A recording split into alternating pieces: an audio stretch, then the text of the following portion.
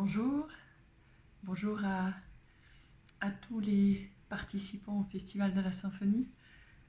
Bonjour à tout le monde. Bonjour à tous ceux qui ont envie de bulles, d'idées, d'émotions imaginatives, de création, de peinture. Voici les tribulations de Géraldine. J'ai hâte de vous rencontrer, de partir à votre rencontre, de participer, de partager avec vous des tas de choses qui, moi, m'intéressent, me passionnent. Le but de ce bouillonnement, de ces tribulations, ce serait justement que pour une fois je l'ouvre, quoi. Jusqu'à maintenant, j'ai toujours gardé tout ça pour moi. Euh, et puis, il est temps que je parle. Ouais, ouais, il est temps que je m'exprime. Et grâce à Valérie et à Cassandra, j'ai heureusement l'occasion de m'exprimer. Donc, je vous remercie énormément. Merci à vous de m'écouter. Donc, je m'appelle Géraldine. Je suis quelqu'un de riche, de complexe, d'intense au niveau des émotions. Visuellement très sensible, les formes, les couleurs, ça me passionne, tout ce qui est mouvement créatif aussi, processus créatif.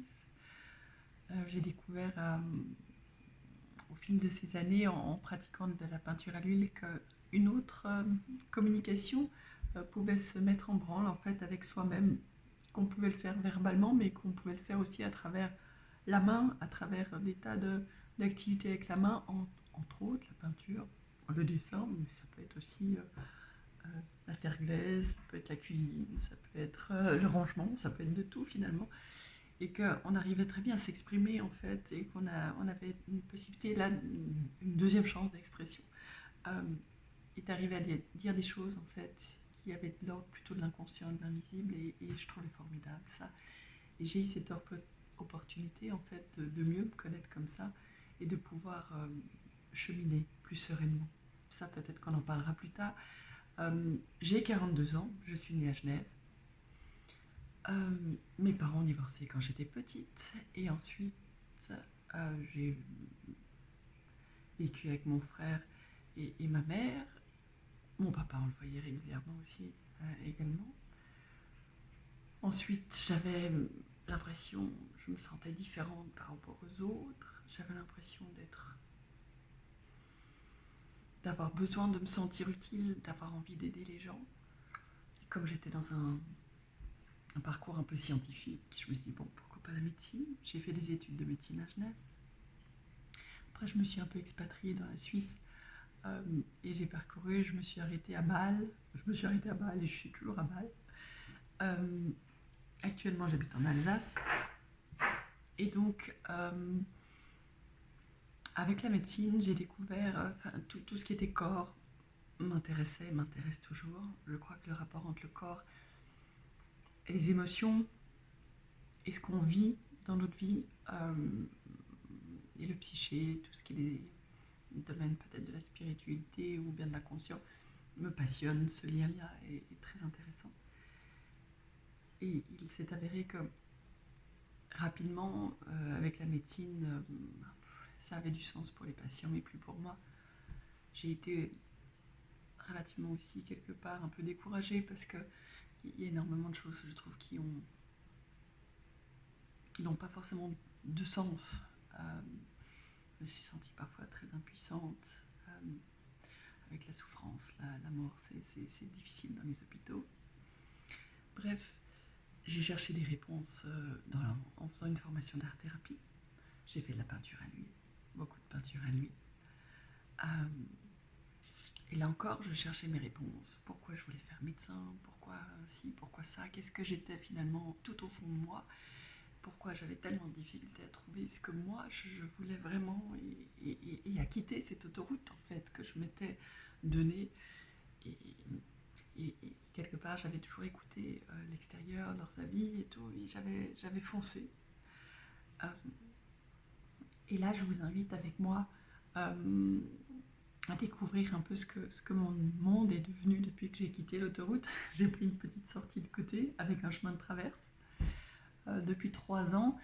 Je le sentais depuis longtemps que c'était pas pour moi l'autoroute, mais quelque part c'était difficile de partir de ce côté. J'étais la docteur Parr, formidable, génialissime. J'avais peur de décevoir les gens, quelque part, il y avait une sorte de codépendance qui s'était créée, j'avais besoin d'eux pour me sentir forte. Et finalement, en fait, ça m'a fait un bien fou d'arrêter, de faire en tout cas une pause. J'ai fait une pause d'une année sabbatique, ce que je recommande vraiment à tout le monde qui veut prendre les chemins de travers, de prendre un moment de pause. J'ai pu prendre une année de pause. On est parti avec la famille, donc j'ai 2 enfants, avec mon mari sur un bateau autour de la France.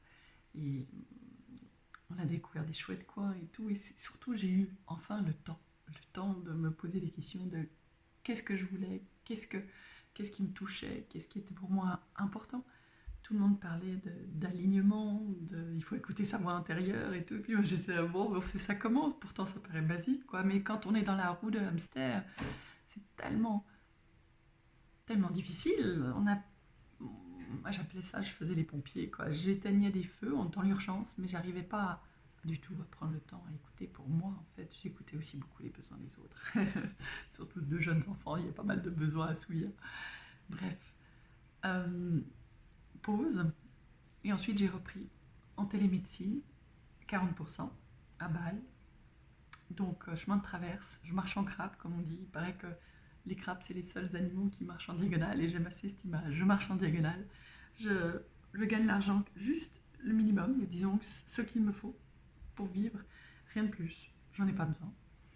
J'estime que le temps est bien plus précieux que l'argent, finalement, et que le temps que j'ai chaque matin pour visualiser, pour voir où j'en suis, moi, à l'intérieur, c'est des sortes de méditation ou des choses comme ça. Enfin, ces petites bulles que j'ai rien que pour moi, mon Dieu.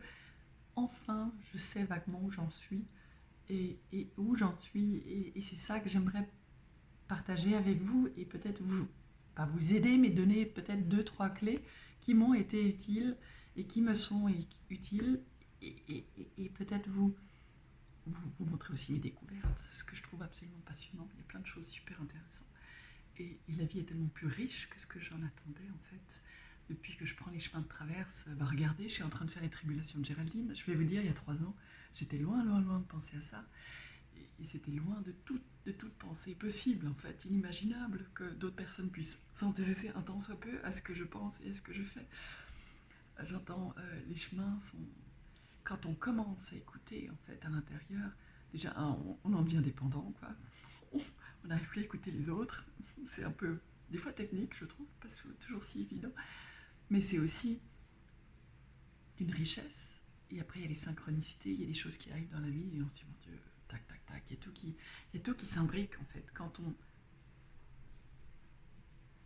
on souhaite, on écoute et on attend que ça vienne. Et les choses s'imbriquent. Et moi qui ai toujours eu l'habitude de beaucoup intellectualiser, d'être dans ma tête, et de absolument vouloir conduire et tout, je voulais aller à gauche, puis je sentais bien que le chemin allait à droite, puis je voulais à gauche, et quelque part, ça marchait pas, je me suis pas mal pris de baffe quand même, une de jolies baffes, et maintenant qu'en fait, je tiens avec les petits doigts le volant, et en fait, j'écoute l'intérieur, et en fait, c'est 1000 fois plus riche, 1000 fois plus enrichissant, 1000 fois plus surprenant, 1000 fois plus coloré que le chemin que j'aurais choisi à gauche. Enfin, c'est génialissime, vraiment, c'est incomparable. Et tout ça, je tiens à partager avec vous. Je trouve ça génialissime. Voilà, je me réjouis, je vous remercie. Voilà. Et donc, ouais, donc télémédecine, je suis artiste peintre sur l'image écrite. www.limageécrite.com, vous pouvez regarder un peu ce que j'ai fait.